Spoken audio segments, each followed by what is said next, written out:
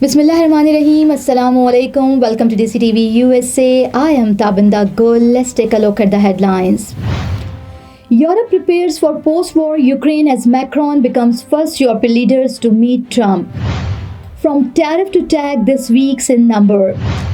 US deports 177 Venezuelans, including alleged Trent D'Aragua member. Benjamin Netanyahu warns Hamas over failure to return hostages remain. Point of no return, Ukrainian troops brace for uncertain future as Trump pushes for peace. A small Russian town feels the weight of war as casualty mount. Trump's Ukraine's shift and Germany stomach woes, the business stories to watch. Lawyer for Brian Thompson's murder suspect challenges arrest evidence. Paul Costello challenge cautionary allegations at London Fashion Week. These are headlines, lead to news detail. Now here the story. As the United States shifts its global priorities, European nations are quietly developing a plan to deploy troops to Ukraine for post-war security. France and Britain are leading the discussions, but details remain closely guarded to prevent giving Vladimir Putin any leverage in ongoing or future peace negotiation. Meanwhile, French President Emmanuel Macron is set to become the first European leader to meet with Donald Trump in Washington ahead of UK Prime Minister Keir Starmer, who will arrive 3 days later. With Trump engaging directly with Russia in diplomatic effort, concerns are growing over Europe's role in shaping Ukraine's future. Is the European Union being sidelined in determining Ukraine's long-term security, or is this a strategic move to assert its own influence in the region? Here are the questions. Donald Trump is setting his sights on new target for tariffs, signaling potential shift in global trade policies. Meanwhile, investors are railing behind Alibaba, betting on a resurgence for the Chinese e-commerce giants. These are just some of the key figures shaping market and policies. This is the week in numbers. In a coordinating operation, the US government and a Venezuelan state airline have deported 177 Venezuelan migrants from Guantanamo Bay back to Venezuela.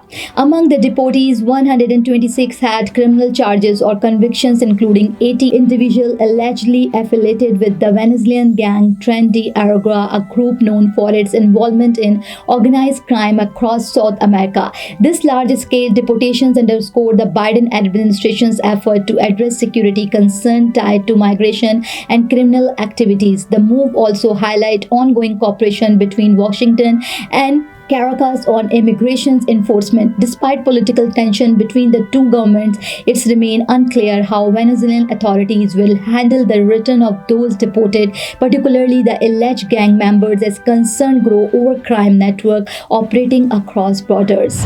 You came to this country for a brighter future for you and your loved ones. You've made it this far. Now it's time to become a citizen. With citizenship, you gain the right to vote, access to federal jobs, the ability to keep your family closer, and the freedom to travel with a U.S. passport. These are just a few of the benefits waiting for you when you become eligible. We're here to help you through the process with free resources and personalized guidance. Together, we can make it easier. Get started at becomeacitizentoday.com. Now, Israeli Prime Minister Benjamin Netanyahu has vowed that Hamas will pay the price for not returning the body of hostages Shri Bibas as stipulated in a ceasefire agreement. Hamas claimed the Bibas remains were inadvertently mixed with others and said it in investigating the possible mistake. The dispute add further tensions to ongoing ceasefire negotiation as Israeli demand accountability for the hostages still held in Gaza. We reach a point of no return. We had sacrificed so much, a Ukrainian soldier said, vowing to fight until the end as US President Donald Trump takes a step to negotiate an end to the war. Many Ukrainians and their allies fear being sidelined in the process. Trump's direct engagement with Russia has raised concern that Ukraine's interests could be compromised, potentially forcing the country into territorial concession. The uncertainty has sparked anger among Ukrainian forces and their supporters, who worry that a US broker deal could weaken Ukraine's sovereignty and hard-fought gains on the battlefield. With soldiers preparing for prolonged resistance and diplomatic tensions rising, the questions remain: will Ukraine have a say in shaping its own future, or will global powers decide its fate? So here is the question.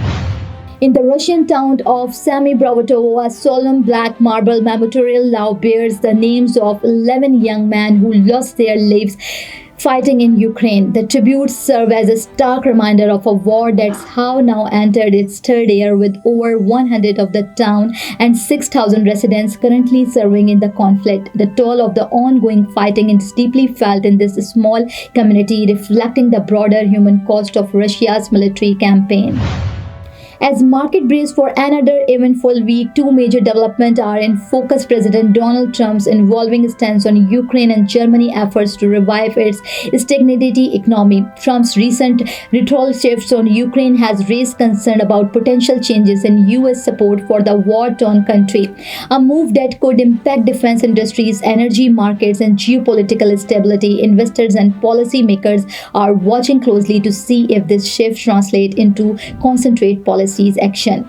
Meanwhile, in Europe, all eyes are on Germany as its next government faces mounting pressures to boost an economy that has flatlined out after years of underinvestment.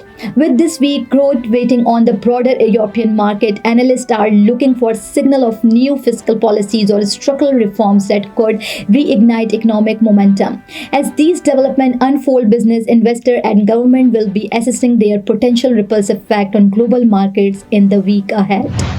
A lawyer for Luigi Mangione, the man accused of killing U.S. health insurance CEO Brian Thompson, told a judge that her client was allegedly searched during his arrest.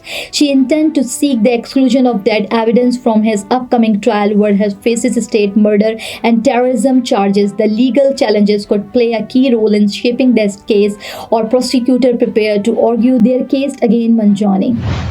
Irish designer Paul Costello brought a redefined cautionary influence at London Fashion Week, unveiling a collection that merged classes riding attire with modern sophistication. Drawing inspirations from the world of show jumping and countryside heritage, Costello designed feature-structured Jodhpur shapes, luxurious tweeds, and striking prints depicting show jumpers in motion.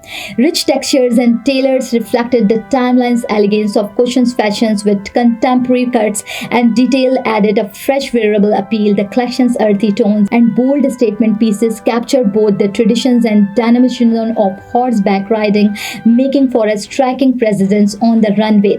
With a career spanning decades, Costello continues to blend heritage with innovations, and his latest collections in a testament to his ability to reinterpret classic themes for the modern fashion landscape. So thank you for watching and thank you for supporting. This is me, Tabinda, signing off. Stay tuned for more news. DESI TV USA, DTV and our OTT platform DTV Flex, where you can access to over 3,000 channels. So stay tuned and stay with us.